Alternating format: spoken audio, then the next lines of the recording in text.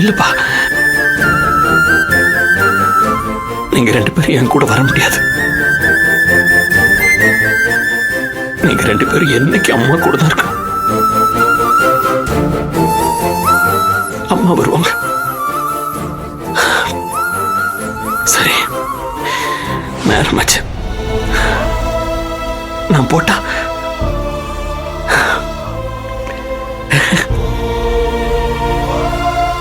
நல்லா படிக்கணும்ப்பா.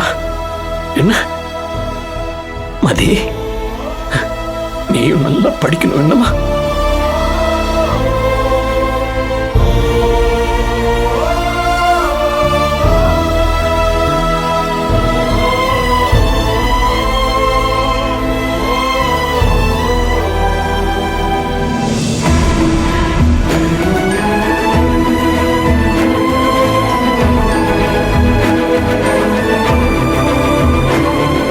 சிவா அங்கிள் என்ன ரொம்ப வித்தியாசமா நடந்துக்கிறாரு. எப்ப வந்தாலும் நல்லா சிரிக்க வைப்பாரு.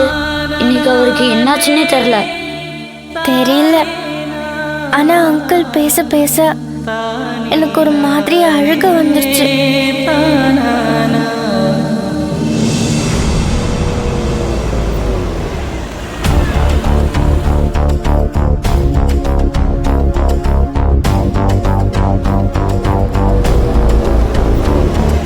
அம்மா வருவாங்கன்னு பார்த்தா வாசப்ப கார் வருது.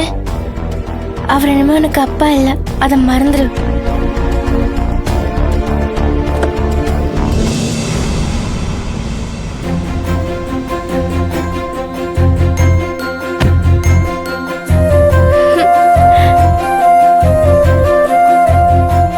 மதி, கௌதம்,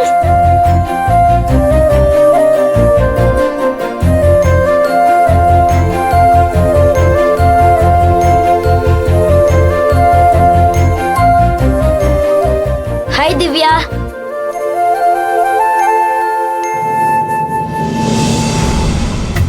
டேய் கௌதம், எப்படிடா இருக்க? நல்லா இருக்கேன். நீ இல்லாம ஸ்கூல்ல எவ்வளவு போர் அடிச்சது தெரியுமா? உன்னை ரொம்ப மிஸ் பண்ணோம்.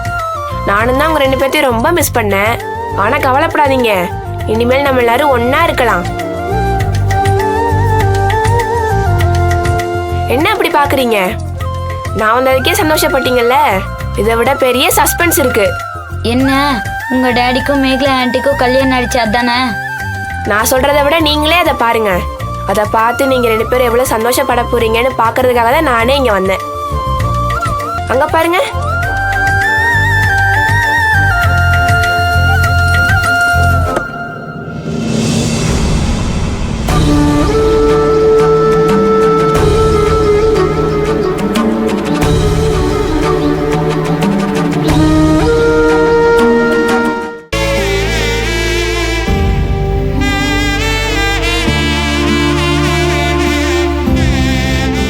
வாசப்பா கூட அம்மா வராங்க. ஆமா, அவங்க 2 பேர் தான் வருவாங்க. ஏன்னா எங்க டாடிக்கு கல்யாணம் ஆனது மேகலா ஆண்டி கூட இல்ல, வினோதினி அம்மா கூட தான்.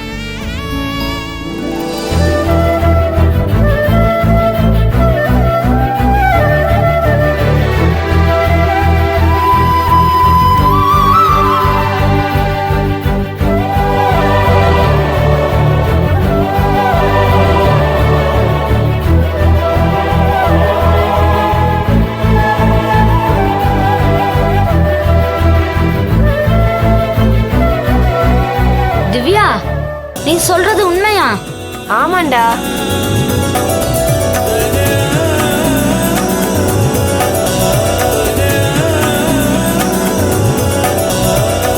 நீங்க 2 பேரும் கல்யாணம் பண்ணிக்கிட்டீங்களா?